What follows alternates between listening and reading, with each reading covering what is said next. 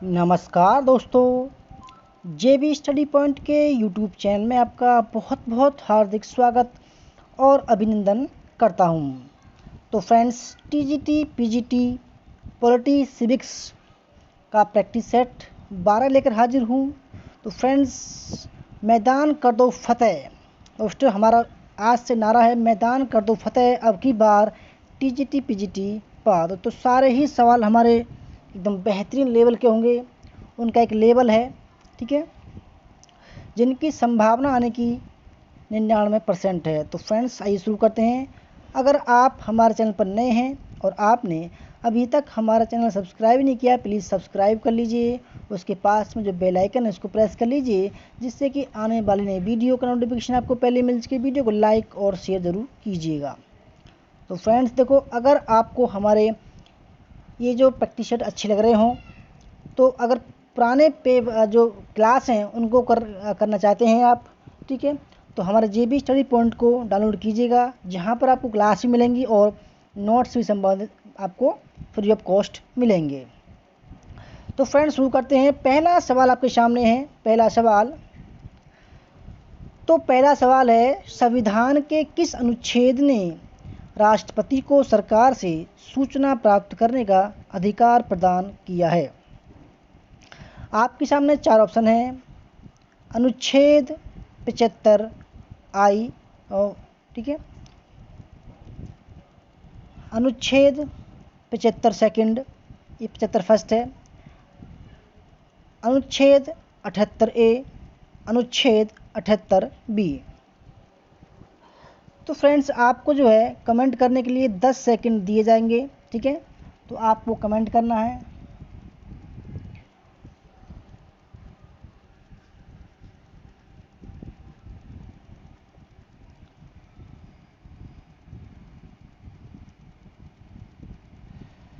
तो फ्रेंड्स, इसका जो राइट आंसर है वो ऑप्शन नंबर डी, ठीक है, ऑप्शन नंबर डी इसका राइट आंसर है,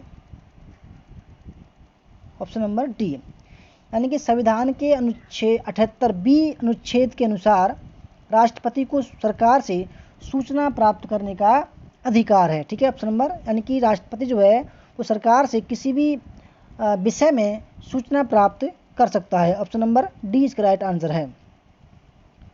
क्वेश्चन नंबर 2, राज्य के राज्यपालों की नियुक्ति करते हैं। पहला ऑप्शन है आपके सामने, भारत के प्रधान न्यायाधीश, राष्ट्रपति, राज्य के उच्च न्यायालय के मुख्य न्यायाधीश, या ऑप्शन नंबर 4, राज्यसभा के सभापति।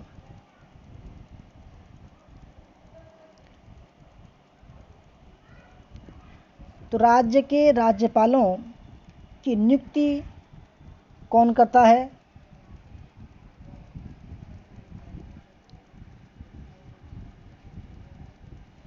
तो फ्रेंड्स, दूसरे सवाल का जो राइट आंसर है वो राष्ट्रपति करता है, ठीक है। तो राष्ट्रपति राज्य की जो नियुक्ति करता है राज्यपालों की, वो अनुच्छेद 155 के तहत अपने एक अधिकार नियुक्ति पत्र जो होता है उस पर अपने हस्ताक्षर करता है और एक मुद्रा सहित जो है उसको भेजता है राज्य में, ठीक है। क्वेश्चन नंबर 3 है, भारत के प्रधानमंत्री का निर्वाचन कैसे होता है? पहला ऑप्शन है, लोकसभा के द्वारा होता है, संसद के द्वारा होता है, लोकसभा के बहुमत दल के द्वारा होता है, या जनता द्वारा होता है। भारत के प्रधानमंत्री का निर्वाचन कैसे होता है? 10 सेकंड है आपको कमेंट करने के लिए, कमेंट करते रहिए। भारत के प्रधानमंत्री, दोस्तों वर्तमान में जो प्रधानमंत्री हैं वो नरेंद्र मोदी जी हैं, ठीक है। तो भारत के प्रधानमंत्री का जो निर्वाचन होता है दोस्तों वो होता है ऑप्शन नंबर सी, बहुमत लोकसभा के बहुमत दल के द्वारा एक नेता चुना जाता है, ठीक है। यानी कि भाई जो बीजेपी है, बीजेपी के ने बहुमत प्राप्त किया और अपना जो नेता था दोस्तों वो चुना नरेंद्र मोदी जी को, ठीक है। तो वो जो है प्रधानमंत्री हैं इस समय।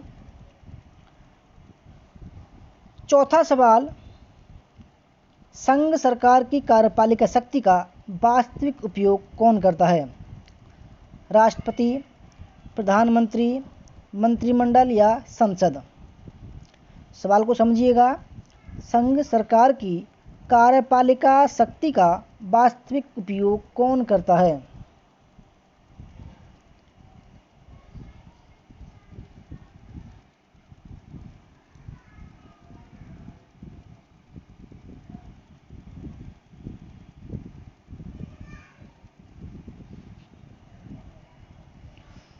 तो फ्रेंड्स देखो, जो वास्तविक उपयोग करता है वो मंत्रिमंडल करती है, यानी कैबिनेट जो होता है वो करती है। कैबिनेट जो है उसका अध्यक्ष प्रधानमंत्री होता है।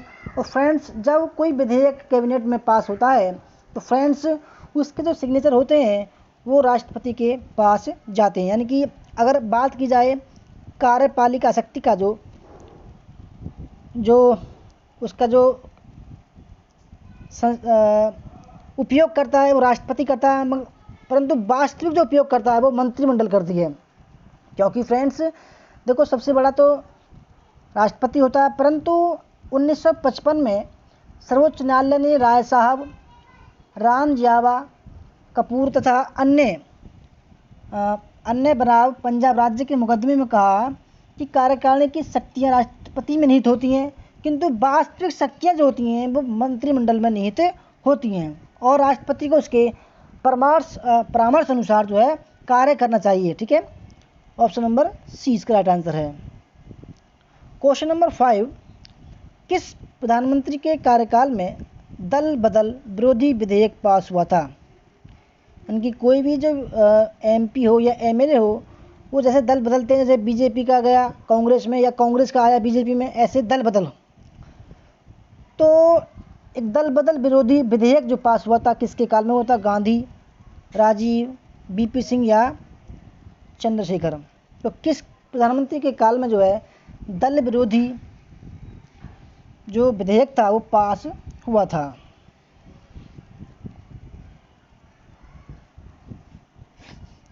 तो फ्रेंड्स राइट आंसर है राजीव गांधी। छठा सवाल, न्यायिक पुनरावलोकन न्यायालय की वह शक्ति है जिससे वह असंवैधानिक घोषित करता है। पहला, विधायिका द्वारा निर्मित किसी भी कानून को, कार्यपालिका के किसी भी आदेश को, निम्न न्यायालय के किसी भी निर्णय को, या ऑप्शन नंबर 4, विधायिका के किसी भी अधिनियम अथवा कार्यपालिका के किसी भी आदेश को। जुडिकल रिव्यू बोलते हैं इसको दोस्तों, जुडिकल रिव्यू। ये हाई कोर्ट और सुप्रीम कोर्ट ही करते हैं। न्यायिक पुनरावलोकन न्यायालय की वह शक्ति है जिससे वह असंवैधानिक घोषित करता है। क्या असंवैधानिक घोषित करता है?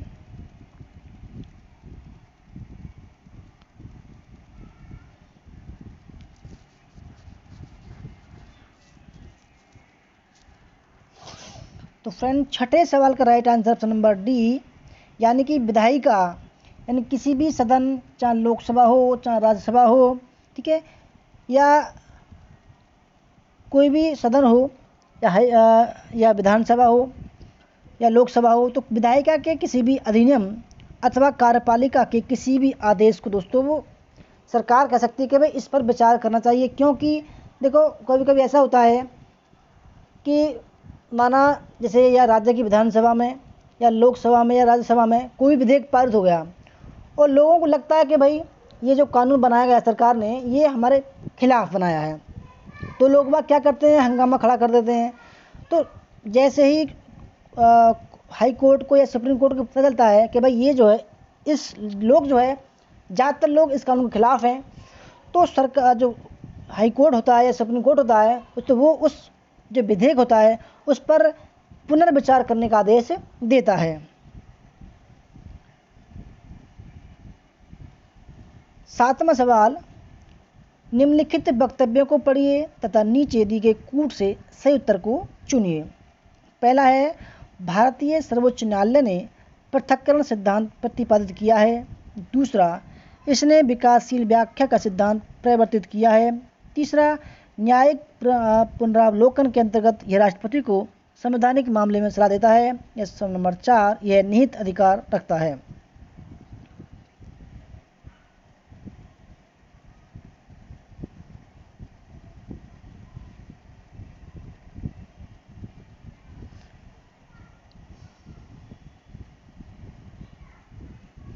आपको 10 सेकंड दिए दोस्तों, इस सवाल में 20 सेकंड है, बड़ा सवाल है ये।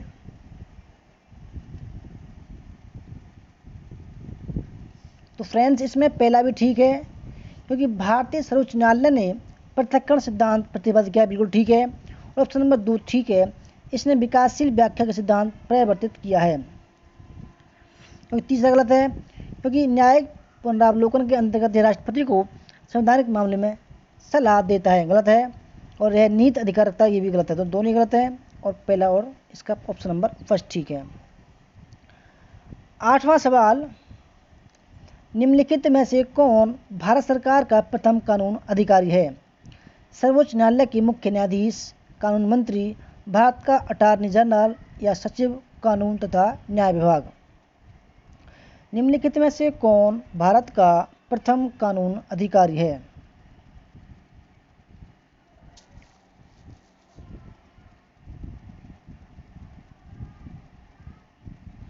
तो friends right answer option number C, Bharat का अटॉर्नी जनरल। दोस्तों ये जो अटॉर्नी जनरल है, ये लोकसभा और राज्यसभा में बैठ सकता है, ठीक है, किसी भी सदन में बैठ सकता है, परंतु ये अपना जो मत नहीं दे सकता, क्योंकि इसके पास में अधिकार नहीं होता मत का, क्योंकि ये किसी भी उसका सदस्य नहीं होता है। और ये जो है सरकार को जो है विधि संबंधी विषयों पर सलाह देता है, ठीक है। 9वां सवाल आपके सामने, संविधान के द्वारा केंद्र और राज्यों के बीच राजस्व का बंटवारा किया गया है अधिकतर। पहला है कनाडा के संविधान के द्वारा, अमेरिका के संविधान के द्वारा, भारत सरकार के 1935 के अधिनियम के द्वारा, या ऑप्शन नंबर 4 स्विट्जरलैंड संविधान अनुसार। सवाल को समझिएगा, संविधान के द्वारा केंद्र और राज्यों के बीच राजस्व का बंटवारा जो किया गया है वो किसके अकॉर्डिंग किया गया है? यानी कि जो वित्तीय शक्ति होती हैं, वित्तीय शक्ति होती है दोस्तों, उनका पृथक्करण किया गया है संविधान में, ठीक है। तो फ्रेंड्स ये किया गया है भारत सरकार के 1935 के अधिनियम के अनुसार जो है, यानी कि केंद्र सरकार और राज्य सरकार के बीच जो वित्त संबंधी जो बंटवारा होगा वो 1935 के अकॉर्डिंग होगा। क्वेश्चन नंबर 10, योजना आयोग के प्रथम अध्यक्ष कौन है? राष्ट्रपति, प्रधानमंत्री, उपराष्ट्रपति या संघीय योजना मंत्री। 10 सेकंड आपको दिए गए हैं, ठीक है।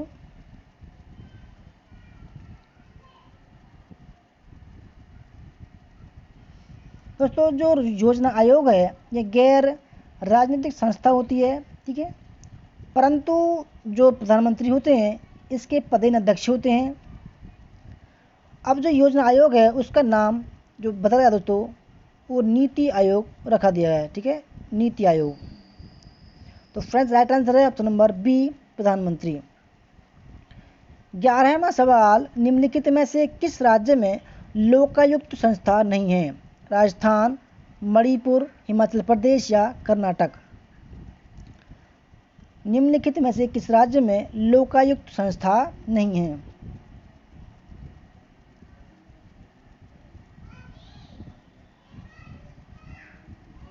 तो फ्रेंड्स राइट आंसर है मणिपुर में नहीं है, जबकि दोस्तों महाराष्ट्र में है, उड़ीसा में है, राजस्थान में है, हिमाचल प्रदेश में है, उत्तर प्रदेश में है, मध्य प्रदेश, केरल, आंध्र प्रदेश, बिहार, कर्नाटक, दिल्ली समेत 14 राज्यों को दोस्तों लोकायुक्त के लिए जो है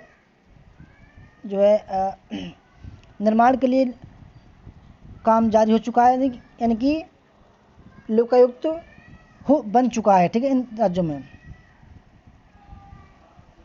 12वां सवाल, भारत में राज्यों का वृहद रूप में पुनर्गठन किस वर्ष में हुआ? 1967, 1947, 1955 या 1954। भारत में राज्यों का वृहद रूप में पुनर्गठन किस वर्ष हुआ? दोस्तों राज्य पुनर्गठन आयोग के तहत सरदार वल्लभ भाई उसके अध्यक्ष थे, ठीक है, इसलिए उनको लौह पुरुष बोलते हैं। और फ्रेंड्स राज्यों का वृहद रूप में पुनर्गठन, राज्य पुनर्गठन आयोग के अध्यक्ष जो थे वो थे फजल अली। कमेटी की सिफारिश फजल अली कमेटी बनाई गई थी, उसके अकॉर्डिंग जो है भाषाई आधार पर 1955 में राज्यों का बृहद रूप में पुनर्गठन किया गया था। Option number C. Question number 13 है, सूची फर्स्ट को सेकंड से मिलाना है। सूची फर्स्ट में है, ए है, राज्य से न्याय हटा दिया जाए तो वह डाकुओं के दल के अतिरिक्त कुछ नहीं होगा। दूसरा है, न्याय शक्तिशाली का हित है। तीसरा, स्वतंत्रता बंधनों का अभाव है। और चौथा, राज्य मानव लक्ष्य की सर्वोच्च अभिव्यक्ति है। सेकंड ये जो थॉट हैं किसने दिए? थ्रेसिमेक्स ने, ऑगस्टिन ने, या हीगल या मिल ने।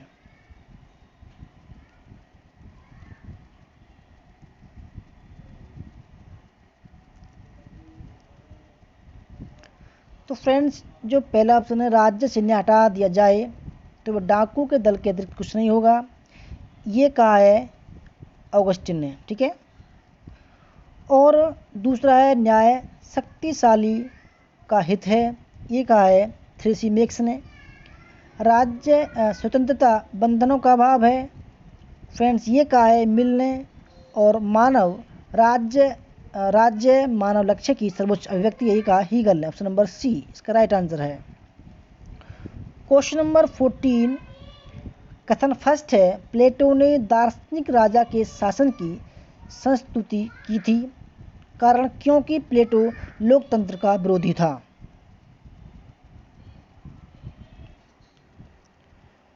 वेरी वेरी इंपॉर्टेंट सवाल है। ठीक है। प्लेटो ने दार्शनिक राजा के शासन की संतुष्टि की थी। प्लेटो लोकतंत्र का विरोधी था। तो फ्रेंड्स, पहला भी ठीक है और आर भी ठीक है। जो आर है वो एक ही सही व्याख्या करता है। ऑप्शन नंबर ए इसका राइट आंसर है। क्वेश्चन नंबर 15, कथन ए है, अरस्तु के अनुसार मनुष्य राजनीतिक प्राणी है। कारण, क्योंकि विकासवादी चरणों में मनुष्य जानवर था।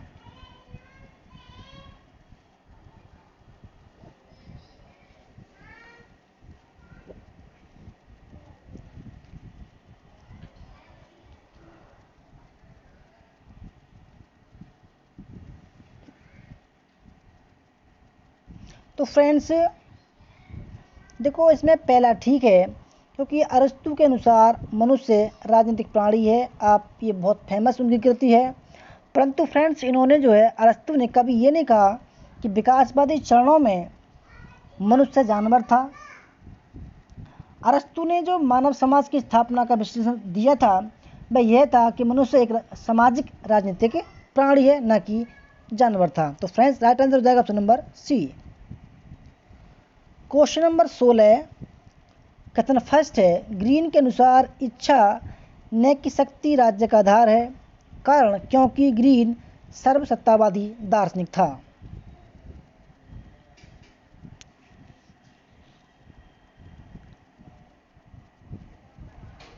10 सेकंड का समय दिया जा रहा है आपको कमेंट करने के लिए। कमेंट कर सकते हैं।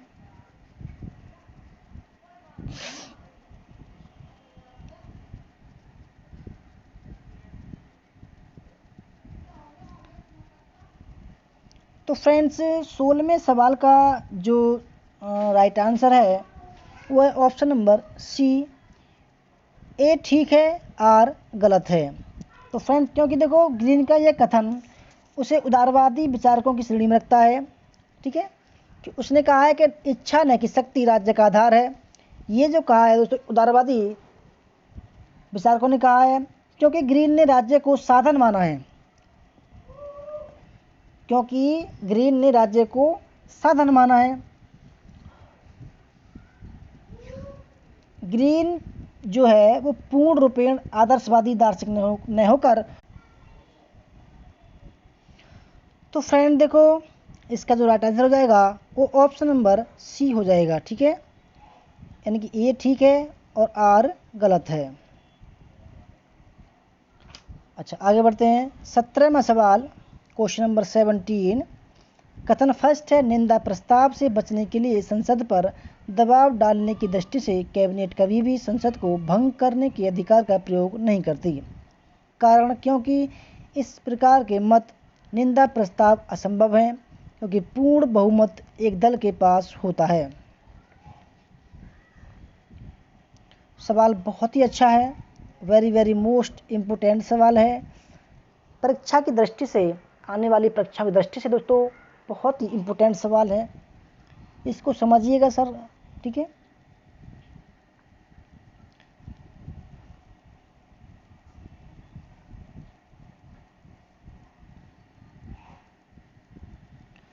तो फ्रेंड देखो इसमें पहला ठीक है और आर गलत है, क्योंकि दोस्तों निंदा प्रस्ताव पारित होने से सरकार गिरने का कोई खतरा नहीं होता है।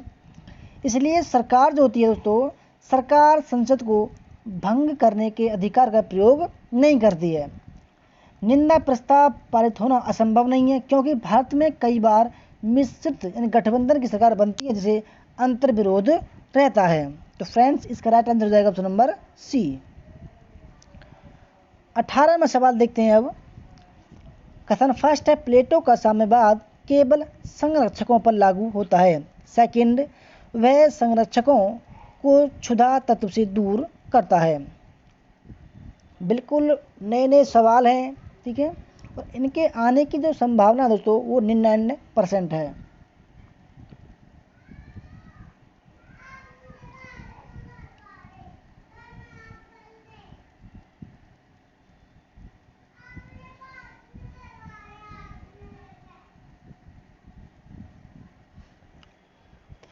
तो फ्रेंड देखो इसका पहला भी ठीक है, ठीक है, और आर भी ठीक है। प्लेटो का जो साम्यवाद है वो आदर्श राज्य के न्याय तत्व की पूर्ति का एक साधन मात्र है।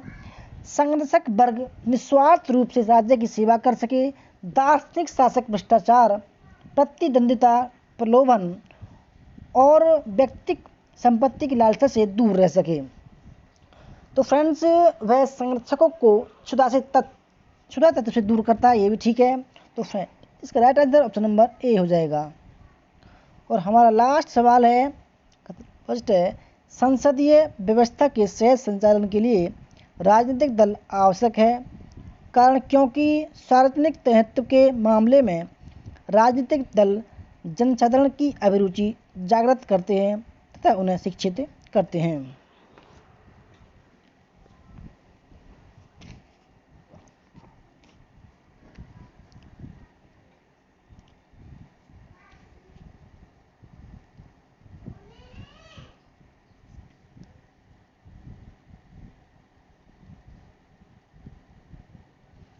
तो फ्रेंड्स पहला भी ठीक है और आर भी ठीक है।